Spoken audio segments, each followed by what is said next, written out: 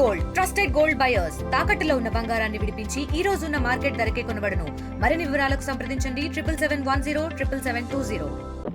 రెండు గొప్ప సంఘటనలకి ప్రారంభోత్సవాలు చేసుకోవడం జరిగింది. మనకి విశాఖపట్నానికి ఉన్న అదృష్టం ఏంటంటే ఈస్టర్న్ నేవల్ కమాండ్ మనకు ఉండటం.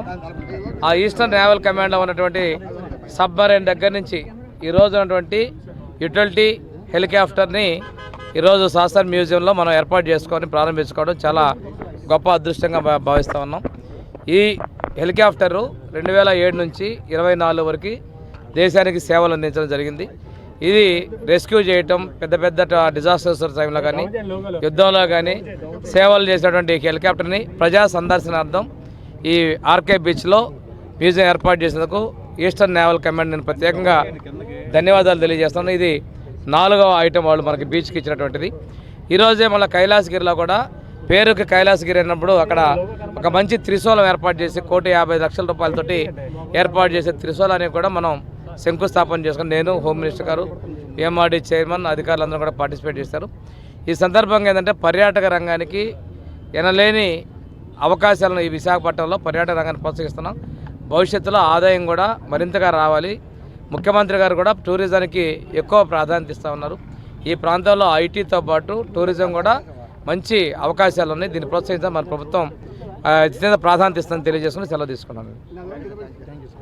Is where we have the home port of the East Naval Command of the Eastern Fleet, and in this city the Indian Navy has been met with nothing but joy, happiness and love.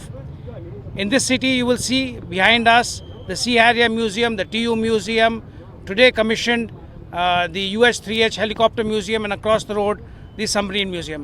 In no other city in the world can you see so much affection for the for any navy on one road, and that too in the main road of the city.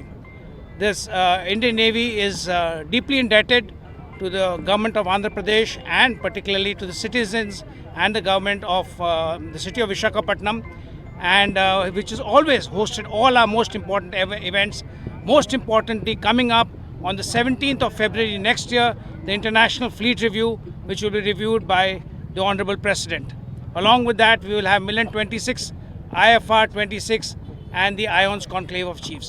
So very many, a huge event coming up from the 17th to 20th of February next year, and it is going to be represented by many tens of navies.